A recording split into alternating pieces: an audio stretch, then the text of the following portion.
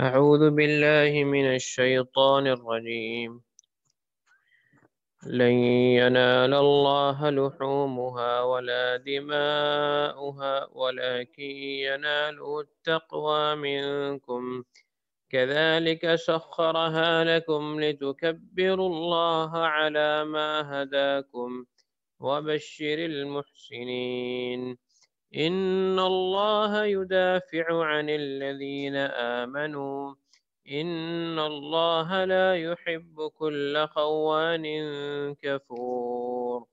أذن للذين يقاتلون بأنهم ظلموا وإن الله على نصرهم لقدير. الذين أخرجوا من ديارهم بغير حق إلا أن يقولوا ربنا الله ولولا دفع الله الناس بعضهم ببعض لهدمت صوامع وبيع وصلوات ومساجد يذكر فيها اسم الله كثيرا ولينصرن الله من ينصره إن الله لقوي عزيز.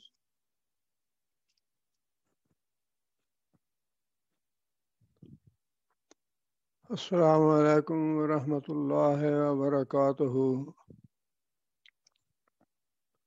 اعوذ باللہ من الشیطان الرجیم، بسم اللہ الرحمن الرحیم۔ لن ینال اللہ لحومها ولا دماؤها، نہیں پہنچتا اللہ تعالیٰ کو قربانی کا گوشت اور نہ قربانی کا خون، وَلَٰكِن يَنَالُهُ التَّقْوَىٰ مِنكُم، بلکہ تمہارا تقویٰ اسے پہنچتا ہے۔ كَذَٰلِكَ سَخَّرَهَا لَكُمْ، اس طرح اللہ تعالیٰ نے قربانی کے جانوروں کو تمہارے لیے مسخر کر دیا، لِتُكَبِّرُوا اللَّهَ، تاکہ تم اللہ کی بڑائی بیان کرو، عَلَىٰ مَا هَدَاكُمْ، اس طریقے پر جس طریقے کی اس نے تم کو ہدایت دی، وَبَشِّرِ الْمُحْسِنِينَ، اور نیک لوگوں کو خوشخبری دے دو۔ اب حج کے احکام بتاتے ہوئے اللہ تعالیٰ نے یہ دوسری نصیحت فرمائی ہے جو کہ عام ہے لیکن قربانی کے حوالے سے ہے۔ پہلی نصیحت جو تھی وہ یہ تھی کہ لوگ حج کریں، لیکن بشر المخبتین، جو عاجزی اختیار کرنے والے ہیں ان کے لیے ہے بشارت کہ ان کا حج بھی قبول ہے، ان کے لیے اجر و ثواب ہے۔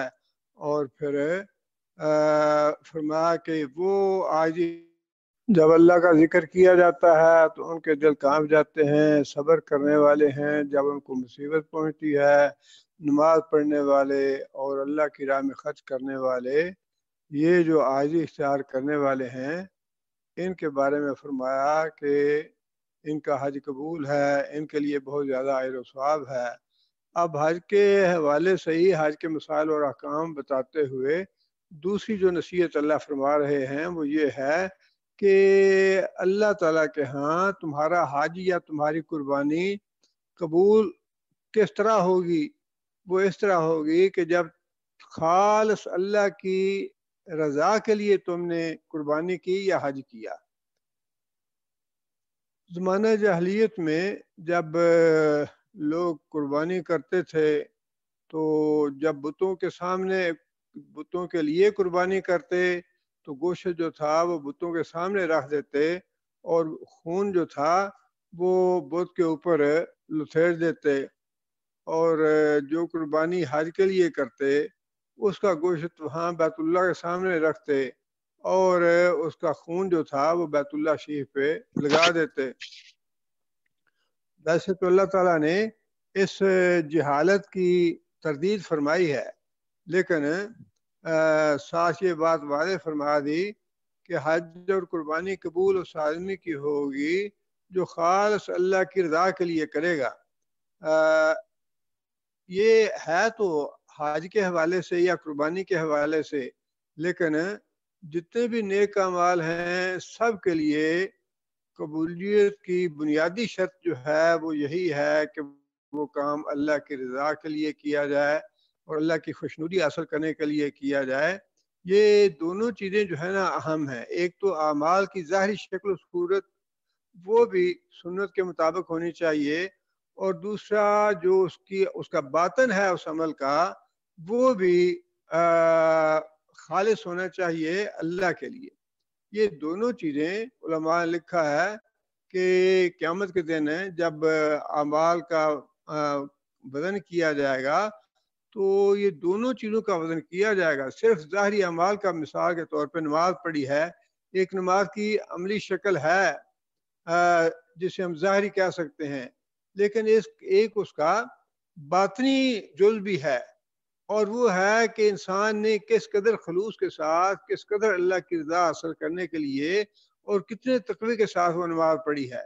یا پھر باقی بھی جتنے نیک اعمال ہیں، روزہ ہے، صدقہ ہے، خیرات ہے، زکوٰۃ ہے، حج ہے، عمرہ ہے، ایک تو ان کی ظاہری شکل ہے، اس کا بھی میزان ہوگا. لیکن جو ہمارے دلوں کے اندر اس عمل کی باطنی شکل ہے یا اس کا باطن ہے، اس کا بھی وزن کیا جائے گا. بَحُصِّلَ مَا فِی الصُّدُورِ، جو کوئی سینوں کے اندر نیتیں تھیں. اگر کوئی آدمی قربانی کرتا ہے ریا کرنے کے لیے، دکھاوے کے لیے، ناموری کے لیے، شہرت حاصل کرنے کے لیے، تو ظاہر ہے وہ قربانی جو ہے بیکار ہے، اس کا کوئی وزن نہیں ہوگا. اور اسی طرح اگر کوئی آدمی مالدار ہے لیکن بخیل ہے بہت زیادہ، اور اس نے قربانی اپنی مالی حیثیت کے مطابق نہیں دی، اور کوئی مریض سا کمزور سا جانور لے کے ذبح کر دیا، وہ قربانی بھی اللہ کے ہاں قبول نہیں ہوگی. اور ایک واقعہ قرآن مجید میں دیا بھی ہے اس بارے میں کہ دو بھائی جو تھے آدم علیہ السلام کے بیٹوں میں سے، حابیل اور قابیل، ان دونوں نے قربانی دی، اور جو حابیل تھا اس نے بڑی اچھی قربانی دی، جو اچھا مال تھا وہ اللہ کی راہ میں قربان کیا. لیکن اس کے مقابلے میں جو دوسرا قابیل بھائی تھا اس نے قربانی جو ہے بڑے بے دلی سے، اور جو ناقص مال تھا وہ اللہ کی راہ میں قربان کیا. تو حابیل کی قربانی جو تھی وہ اللہ تعالیٰ کے ہاں قبول ہو گئی، اور قابیل کی قربانی رد کر دی گئی، قربانی قبول نہیں ہوئی. تو اس پہ بھی اللہ تعالیٰ نے جو تبصرہ فرمایا ہے وہ یہی ہے، انما یتقبل اللہ من المتقین، کہ قربانی جو ہے یا نیک اعمال جو ہیں وہ اللہ تعالیٰ متقی لوگوں کے قبول فرماتے ہیں. یہاں متقی کا مطلب وہی ہے، یہی ہے کہ وہ لوگ جو اللہ کی رضا کے لیے کوئی عمل کرتے ہیں. یہ بنیادی شرط ہے قبولیت اعمال کے لیے. اللہ تعالیٰ نے یہ 30ویں پارے کی سورہ میں ہے کہ وَمَا أُمِرُوا إِلَّا لِيَعْبُدُوا اللَّهَ مُخْلِصِينَ لَهُ الدِّينَ، لوگوں کو حکم یہ دیا گیا ہے کہ اللہ کی بندگی کرو، مخلصین لہ الدین، اپنی عبادت کو خالص اس کے لیے کرتے ہوئے. یہاں دین سے مراد عبادت ہے، کہ اپنی عبادت کو خالص اللہ کے لیے کرو، تب وہ اللہ کے ہاں قبول ہوگی. یہ بنیادی شرط ہے. اور پھر ایک حدیث میں بھی نبی صلی اللہ علیہ وسلم نے یہ بات ارشاد فرمائی ہے کہ من احب للہ، کہ جس نے اللہ کی رضا کے لیے محبت کی، وابغض للہ، اور اللہ کی رضا کے لیے دشمنی کی، وآتا للہ، اللہ کی رضا کے لیے مال دیا یا مشورہ دیا یا کسی کو مدد کی، جو بھی دیا، ومنع للہ، اور اللہ کی رضا کے لیے منع کیا، روکا، یا کسی سے تعاون نہیں کیا. منع للہ، اگر کسی سے تعاون نہیں کیا تو اللہ کی رضا کے لیے نہیں کیا، فقد استکمل الایمان، تو اس نے اپنا ایمان مکمل کر لیا.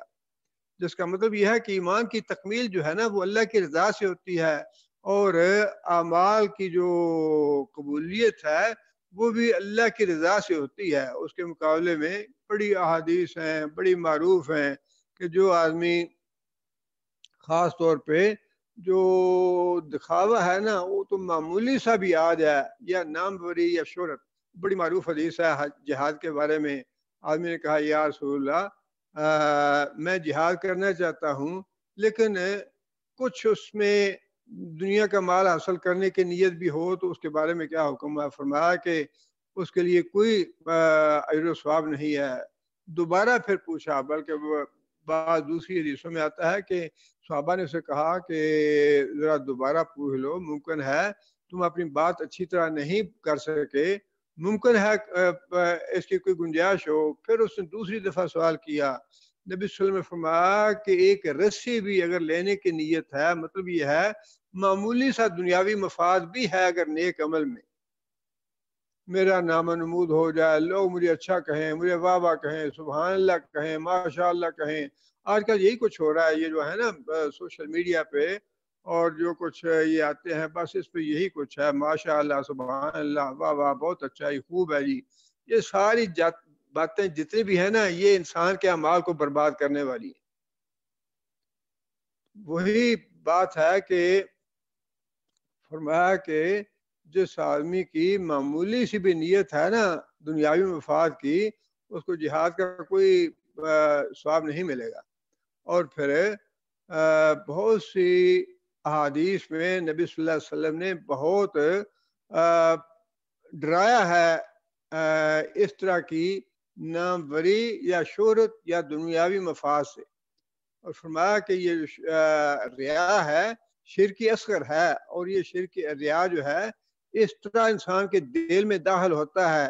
یہ حضرت عبداللہ بن عباس کا قول ہے کہ ریا جو ہے دکھاوا، کہ میں لوگوں کی نظر میں اچھا بن جاؤں، لوگوں کی نظر میں میرا مقام بلند ہو جائے، لوگ جو ہیں وہ مجھے اچھی میری باتیں کریں اور میں دوسرے لوگوں میں نمایاں ہو جاؤں، میرا نام ہو جائے. یہ حضرت عبداللہ بن عباس کہتے ہیں کہ یہ جو انسان کے چور ہے نا دل کا، یہ اس طرح گھستا ہے دل میں کہ جس طرح رات کے وقت کالے پتھر میں کالی چیونٹی گھس جائے اس کی کانوں کان خبر نہیں ہوتی. یہ ریا جو ہے دل میں اس طرح گھستا ہے، دکھاوا. اللہ تعالیٰ معاف کرے. یہ ہے تو معاملہ بہت ہی نازک. پھر یہ بھی نبی صلی اللہ علیہ وسلم نے فرمایا کہ یہ جو ریا کا فتنہ ہے نا یہ دجال کے فتنے سے بھی بڑا فتنہ ہے، اس لیے کہ دجال کا فتنہ جو ہے نا وہ تو اپنے وقت پہ آئے گا. جو لوگ اس وقت موجود ہوں گے ان کے لیے ہوگا وہ فتنہ ریا کا، دجال کا، اور ان کو گمراہ کرے گا. لیکن یہ جو ریا کا فتنہ ہے اس کا کوئی وقت نہیں ہے. اور پھر یہ زیادہ تو جو رہنما قسم کے اور لیڈر قسم کے اور دوسروں کے سامنے آنے والے، دوسروں کو نصیحتیں کرنے والے، دوسروں کو واعظ کرنے والے، زیادہ یہ بیماری انہیں لگتی ہے. یہ شاید حضرت عبداللہ بن مبارک کا قول ہے کہ شیطان جو ہے وہ اس داغ میں بیٹھا رہتا ہے، اس انتظار میں بیٹھا رہتا ہے کہ کب کسی عالم کی تعریف کی جائے اور میں اس عالم کا بیڑا غرق کروں. شیطان اس دھاک میں بیٹھا رہتا ہے کہ کب کوئی اس عالم کی اور اس مبلغ کی، اس مدرس کی تعریف کرتا ہے تاکہ اسی وقت میں اس کا بیڑا غرق کروں، اس میں تکبر پیدا کر دوں. اور علماء اور فضلاء جو تھے نا وہ بہت زیادہ بچتے تھے ان چیزوں سے. حضرت عبداللہ بن مسعود تو صحابی ہیں، ان کا معاملہ ایسا تھا کہ ان کے جا رہے تھے، پیچھے پیچھے دو آدمی آ گئے تو پوچھا کہ کیوں آ رہے ہو میرے پیچھے؟ بس یہ ہم ذرا تھوڑی سی عزت افزائی کرنا چاہتے ہیں آپ کی، حوصلہ افزائی کرنا چاہتے ہیں آپ کی، آپ نیک آدمی ہیں، متقی ہیں، پرہیزگار ہیں، ہم تھوڑا سا ثواب حاصل کرنا چاہتے ہیں. یہ ساری وہ چیزیں ہیں جو انسان اپنے دل میں رکھتا ہے یا شیطان جو ہے وہ دل میں ڈالتا ہے یہ باتیں. حضرت عبداللہ بن مسعود رضی اللہ تعالیٰ نے فرمایا کہ واپس چلے جاؤ، یہ میرے لیے تکبر کا باعث بنے گا. تم میرے ساتھ ساتھ آ رہے ہو نا، تم تو اپنی نیت سے آ رہے ہو جو کچھ بھی ہے، لیکن میرے لیے یہ تکبر کا باعث بنے گا، میرا تم معاملہ خراب کر دو گے، واپس چلے جاؤ. اور پھر ساتھ آگے یہ بات بھی کہی کہ یہ جو پیچھے پیچھے آنے والے ہیں نا، ساتھ ساتھ آنے والے عزت افزائی کے لیے اور بڑا بنانے کے لیے کہ مولانا صاحب کے ساتھ اتنے باڈی گارڈ ہیں اور اتنے بندے ہیں اور اتنا یہ ان کا جتھا ہے اور یہ کچھ ہے. فرمایا کہ تمہارے لیے باعث ذلت اور رسوائی ہے، تمہارے لیے باعث ذلت اور رسوائی ہے، میرے لیے تکبر کا فتنہ ہے یہ، لہذا واپس چلے جاؤ. اور عبداللہ بن مبارک یا سفیان ثوری تھے، وہ تو اپنے شاگردوں سے پناہ مانگتے تھے، اپنے شاگردوں سے جن کو دین سکھایا، جن کو قرآن اور حدیث پڑھائی، ان سے پناہ مانگتے تھے. اور اس کے بارے میں علماء نے یہ لکھا ہے کہ وہ پناہ اس لیے مانگتے تھے کہ جو شاگرد ہیں وہ اپنے استاد کی تعریف کرنے میں بہت بڑھا چڑھا کے باتیں کرتے ہیں. اور یہ اللہ تعالیٰ معاف کرے، ہم دیکھ رہے ہیں کہ آگے پیچھے اتنے القاب لگے ہوئے ہیں، پہلے بھی پیچھے بھی، اور اصل نام جو ہے وہ تو ایک ہی ہے نا، لیکن القاب جو ہیں وہ 2 3 سطروں کے لگے ہوئے ہیں. اور اس سے ڈرتے تھے علماء ربانیین جو تھے، وہ ڈرتے تھے اس بات سے کہ یہ چیزیں ہمیں تکبر میں مبتلا کریں گی، بچتے تھے ان چیزوں سے. اور نبی صلی اللہ علیہ وسلم نے یہ بات بھی ارشاد فرمائی کہ جو آدمی دنیاوی مفاد کے لیے، دنیاوی شہرت کے لیے، دنیاوی نام و نمود کے لیے یا ریا اور دکھاوے کے لیے کوئی کام کرے گا، اللہ تعالیٰ اس کو دنیا میں ذلیل اور رسوا کرے گا. اور یہ باتیں جو ہیں یہ ساری ایسی پکی باتیں ہیں کہ ہم اپنی آنکھوں کے سامنے دیکھتے ہیں کہ جن میں یہ چیزیں آتی ہیں، بالآخر وہی ہوتا ہے کہ دنیا میں بھی ذلت اور رسوائی، اور آخرت کا معاملہ تو پھر اللہ کے پاس ہے. تو یہ دوسری نصیحت ہے جو حج کے احکام کے دوران حجاج کو یا پھر نیک اعمال کرنے والے جتنے بھی ہیں، یہ حدیث تو آیت تو عام ہے نا، اگرچہ وہ قربانی یا حج کے حوالے سے ہے، لیکن آیت تو عام حکم ہے یہ کہ اللہ تعالیٰ تمہاری وہ نیک عمل قبول کرے گا جو خالص تم نے اللہ کو راضی کرنے کے لیے کیا، خواہ وہ انسان کی اپنے بیوی بچوں سے محبت کا معاملہ ہی کیوں نہ. اگر بیوی سے کوئی معاملہ کرنا ہے تو اس میں بھی انسان کے پیش نظر یہ ہونا چاہیے کہ اللہ راضی ہو جائے. اگر شوہر کے ساتھ کوئی معاملہ کرنا ہے تو وہ بھی اس لیے کریں کہ اللہ راضی ہو جائے. اگر بھائی کے ساتھ ہے معاملہ، یا بچوں کے ساتھ ہے، یا دوست احباب کے ساتھ ہے، جو بھی معاملہ ہو، انسان کو پہلے یہ نیت بنانی چاہیے، ہر کام میں نیت بنانی چاہیے کہ میں یہ کام کیوں کر رہا ہوں، اس میں کہیں اللہ ناراض تو نہیں ہوگا. اگر اللہ راضی کرنے کی نیت ہے تو اس میں خیر اور بھلائی ہے، لیکن اگر اس میں اور ایسے بے سوچے سمجھے بغیر نیت کے کوئی کام کرنا نہیں چاہیے. بے سوچے سمجھے کہ اچھا ہی دوسرے کر رہے ہیں لہذا میں بھی کر رہا ہوں، یہ تو کوئی عقل کی بات نہیں ہے. یہ تو وہ جو مشرک تھے ان کی دلیل تھی کہ ہم نے اپنے باپ دادا کو شرک کرتے دیکھا لہذا ہم بھی کر رہے ہیں. یہ تو کوئی دلیل نہیں ہے. ہر کام کرتے ہوئے انسان کو پہلے اپنی نیت بنانی چاہیے. یہ تابعی تھے، نام میرے ذہن سے نکل گیا ہے، انہیں کسی آدمی نے کہا کہ فلاں آدمی کا جنازہ ہے تو چلے آئیں اس کا جنازہ پڑھیں، نماز جنازہ پڑھنی ہے اس کی. وہ کہنے لگے کہ اچھا ذرا ٹھہرو، پہلے مجھے نیت کر لینے دو کہ میں نماز جنازہ کیوں پڑھنا چاہتا ہوں. اس کی تھوڑا توقف کیا، تھوڑا سا ٹھہر گیا، اور پھر نیت کر لی کہ ہاں اللہ کے رسول کا حکم ہے کہ مسلمان پہ حق ہیں، میں وہ حق ادا کرنے جا رہا ہوں. نیت کر لی پہلے کہ اللہ کے رسول کی رضا کے لیے جا رہا ہوں، میں اللہ کے رسول کے حکم کی اطاعت و فرما برداری کے لیے جا رہا ہوں. نیت بنا لیے، اب اس کا اجر و ثواب جو ہے وہ کہیں زیادہ ہو گیا. اس لیے اللہ تعالیٰ نے یہاں پہ یہ بات واضح فرمائی کہ میں تمہارا وہ عمل، مجھے خون نہیں چاہیے اور مجھے گوشت نہیں چاہیے، اور پھر حج کی سفر مشقت ہے اس میں تم پیسہ لگاتے ہو، پیسہ نہیں چاہیے، تمہاری مشقت نہیں چاہیے. اسی طرح تم نماز پڑھتے ہو، مجھے تمہارا وقت نہیں چاہیے، یا تمہاری مصروفیت سے جو ختم کرنا مطلوب نہیں ہے، بلکہ دیکھنا یہ ہے کہ کون آدمی کتنی رغبت کے ساتھ، کتنی محبت کے ساتھ اور کتنی چاہت کے ساتھ مسجد میں آتا ہے، کتنا اہتمام کر کے آتا ہے. یہ اللہ تعالیٰ کو یہ مطلوب نہیں ہے کہ اچھا 15 منٹ کی ہے نماز، میں 15 منٹ جا کے دے آتا ہوں بس ٹھیک ہے. یہ چیز نہیں ہے، بلکہ اللہ نے یہ دیکھنا ہے کہ کتنا جو نبی صلی اللہ علیہ وسلم نے بات ارشاد فرمائی کہ وہ آدمی اللہ کے عرش کے سائے تلے ہوگا جس کا دل مسجد میں اٹکا ہوا ہے. یہ ہے وہ بات اللہ کی رضا والی کہ مسجد سے آنے کے بعد بھی دل اس کا مسجد میں ہی ہے کہ اگلی اذان کب ہونے والی ہے، اگلی نماز کے لیے میں نے تیاری کرنی ہے. یہ ہے مطلوب چیز، یہ اللہ چاہتے ہیں. اور اسی کی اللہ تعالیٰ نے یہاں پہ نصیحت فرمائی ہے کہ اللہ تعالیٰ کو تمہارا گوشت یا تمہارا خون نہیں پہنچتا. اور ایک حدیث میں بھی نبی صلی اللہ علیہ وسلم نے یہ بات ارشاد فرمائی ہے کہ اللہ تمہاری صورتیں اور تمہارا رنگ نہیں دیکھتا، اللہ تعالیٰ تمہارے دل دیکھتا ہے کہ تم کس دل سے، کس نیت سے اور کس ارادے سے نیک عمل کر رہے ہو. آگے پھر اللہ تعالیٰ نے ایک اور بات ارشاد فرمائی ہے اور اس کا بھی تعلق جو ہے وہ نصیحت سے ہے. کذالک سخرھا لکم، اس طرح ہم نے مسخر کر دیا تمہارے لیے قربانی کے جانوروں کو.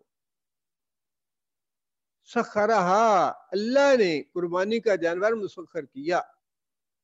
یہ بالکل ویسی ہی بات ہے جیسا اللہ تعالیٰ انفاق کے بارے میں بار بار فرماتے ہیں نا، انفاق کے بارے میں کہ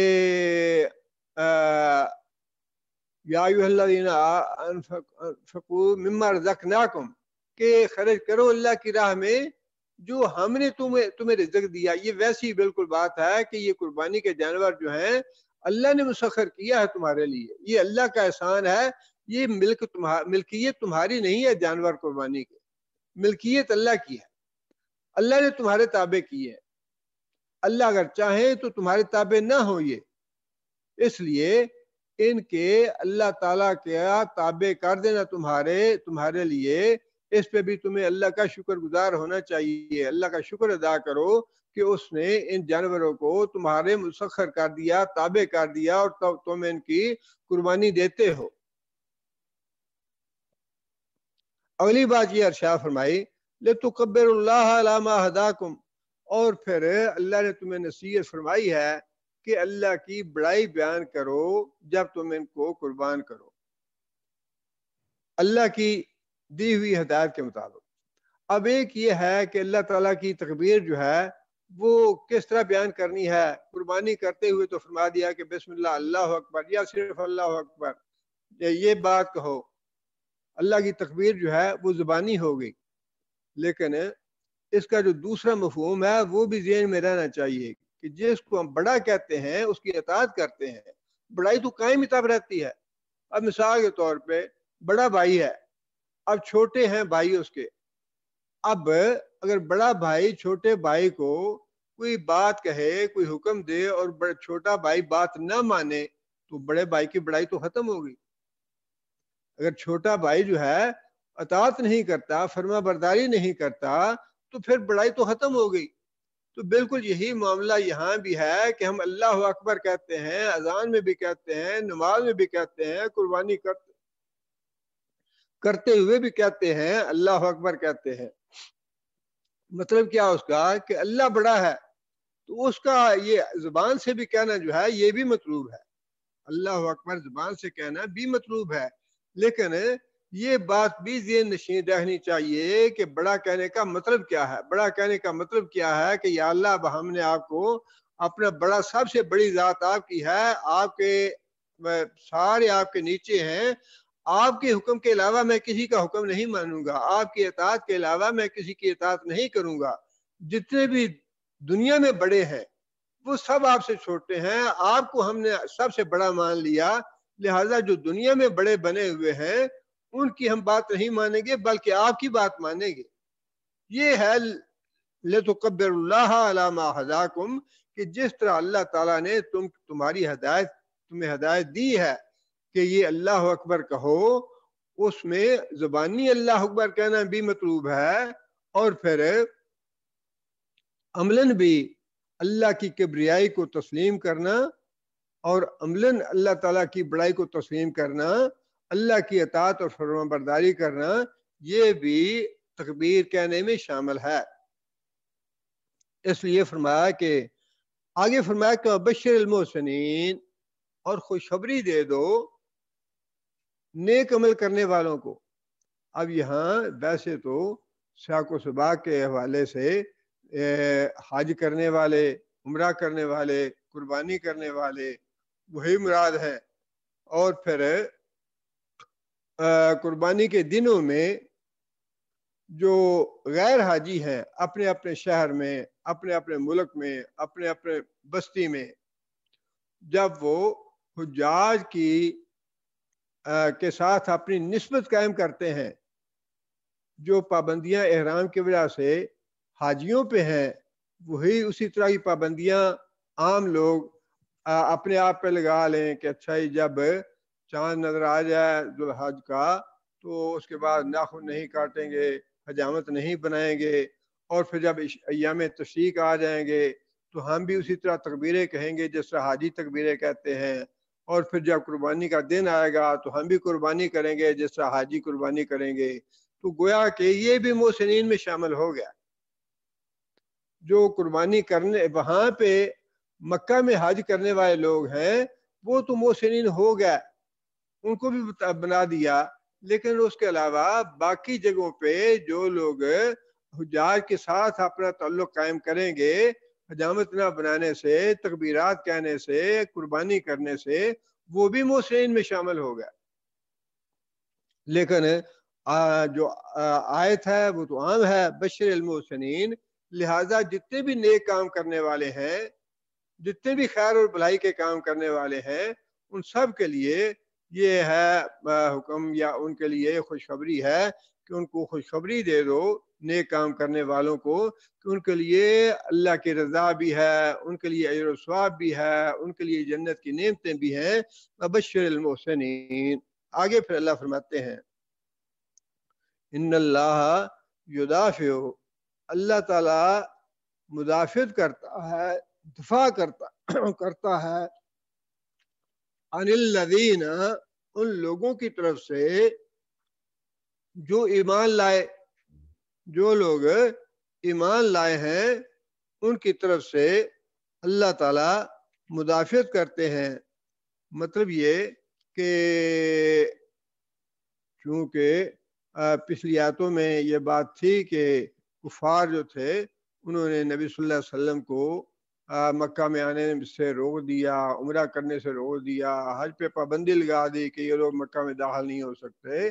تو وہ جو لڑائی اور جھگڑا تھا مسلمانوں کا اور کافروں کا، وہ جو کشمکش تھی مسلمانوں کی اور کافروں کی، اب اس کے بارے میں اللہ تعالیٰ نے آخر میں یہ بات ارشاد فرمائی کہ اللہ تعالیٰ جو ہیں وہ غیر جانبدار نہیں ہے اس لڑائی میں، کافروں کی اور مسلمانوں کی اس لڑائی میں اللہ تعالیٰ غیر جانبدار نہیں ہیں، بلکہ اللہ تعالیٰ مومنوں کے ساتھ ہے۔ اللہ تعالیٰ مومنوں کو بچاتے ہیں کافروں سے، کافروں کی جو تدبیریں ہیں، جو ان کی سازشیں ہیں، اللہ تعالیٰ ان سے محفوظ رکھتے ہیں ایمان والوں کو۔ ان اللہ لا یحب کل خوان کفور، آگے اللہ تعالیٰ نے فرمایا کہ اللہ تعالیٰ نہیں پسند کرتے خیانت کرنے والوں کو اور ناشکروں کو۔ یہ خیانت کرنے والے اور ناشکرے کون تھے؟ یہ تو کفار مکہ تھے جن کو بیت اللہ شریف کی امانت دی گئی اور انہوں نے خیانت یہ کی کہ مسلمانوں کا راستہ روک دیا۔ اب ان کا جو تسلط تھا بعد میں تو توڑ دیا اللہ تعالیٰ نے، لیکن پہلے جو مکی زندگی تھی اس میں ان کا قبضہ تھا بیت اللہ شریف پہ، جس کو مرضی وہاں داخل ہونے دیں، نہ داخل ہونے دیں، نماز پڑھنے دیں، نماز نہ پڑھنے دیں۔ تو اللہ فرماتے ہیں کہ یہ جو کفار مکہ ہیں انہوں نے اس معاملے میں خیانت بھی کی ہے، اور ان کو چاہیے تو یہ تھا کہ اللہ تعالیٰ کا شکر ادا کرتے، رسول اکرم صلی اللہ علیہ وسلم آ گئے تھے تو ان کی تعلیم پہ اور ان پہ ایمان لاتے اور ان کی اطاعت اور فرمانبرداری کی راہ اختیار کرتے، لیکن ان لوگوں نے خیانت بھی کی امانت میں اور ناشکری بھی کی۔ اب ویسے تو یہ سیاق و سباق کے حوالے سے تو یہاں مراد جو ہے وہ کفار مکہ ہے یا مشرکین مکہ ہے، لیکن جس طرح پچھلی آیت جو ہے بشر المحسنین والی عام ہے، اسی طرح آیت تو یہ بھی عام ہے کہ خیانت سے اللہ تعالیٰ نے اور نبی صلی اللہ علیہ وسلم نے بڑی سختی کے ساتھ منع فرمایا ہے۔ یہ امانت میں خیانت کرنا، ایک تو بات یہ ہے کہ عام طور پہ تصور یہی ہے خیانت کا کہ ایک آدمی کو کوئی امانت دی گئی اور وہ اس نے ضائع کر دی امانت، یا واپس نہیں کی، یا ٹال مٹول کر رہا ہے، تو ہم کہتے ہیں ابھی بڑا بددیانت آدمی ہے، یہ خائن آدمی ہے، امانت دی گئی تو اس نے امانت واپس نہیں کی۔ ایک تو امانت کا تصور یہ ہے، لیکن قرآن حدیث کے حوالے سے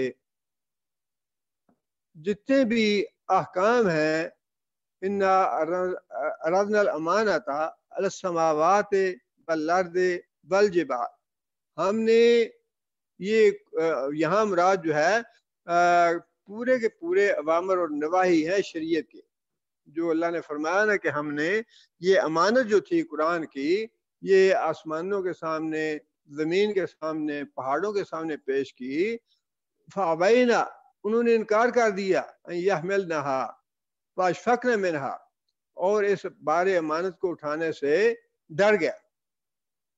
اب یہاں امانت سے مراد جتنے بھی اوامر اور نواہی ہیں قرآن مجید کے، وہ سارے کے سارے مراد ہیں۔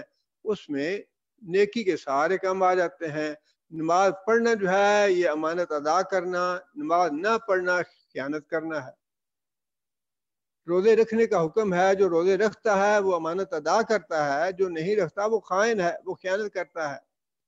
جو آدمی زکوٰۃ ادا کرتا ہے وہ امانت دار ہے، جو زکوٰۃ ادا نہیں کرتا وہ خائن ہے۔ تمام معاملات میں ایسا ہی ہے۔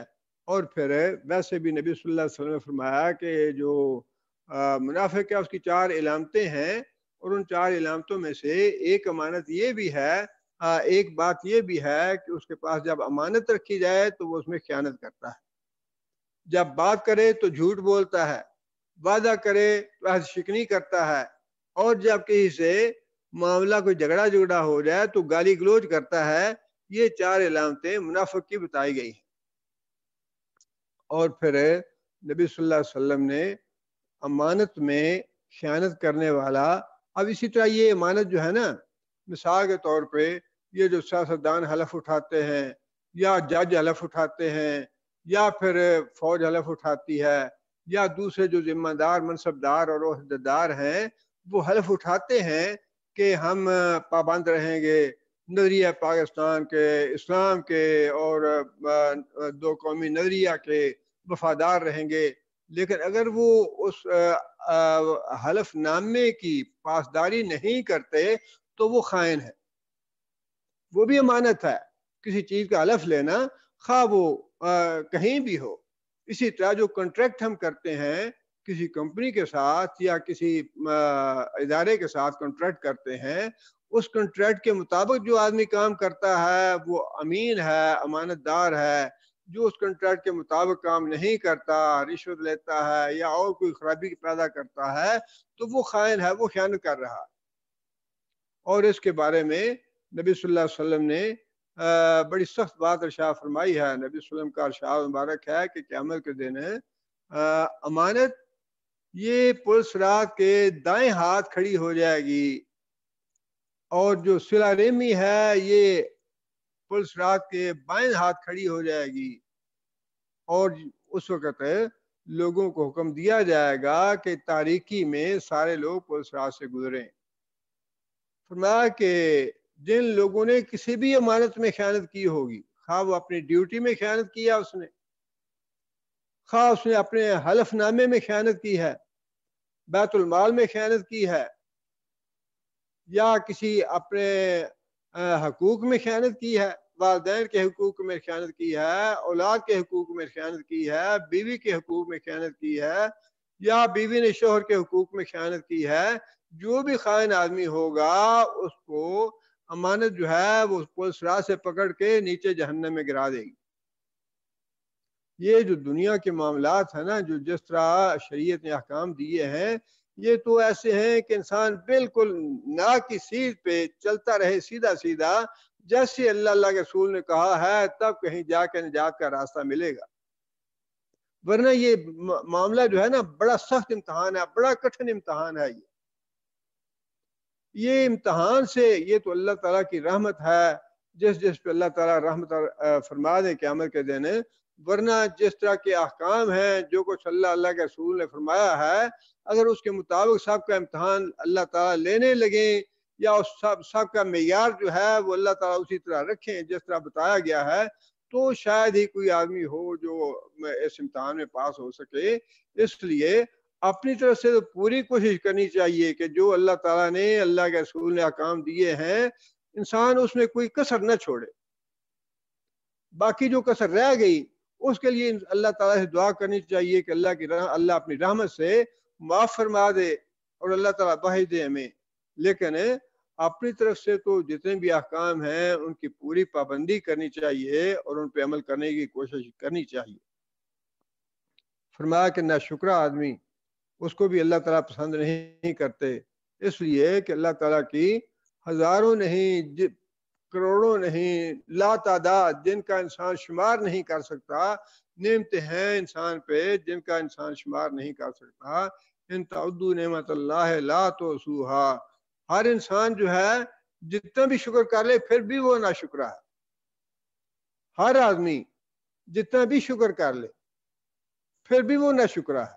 ان الانسان لربہ لکنود، بے شک انسان جو ہے اپنے رب کا ناشکرا ہے۔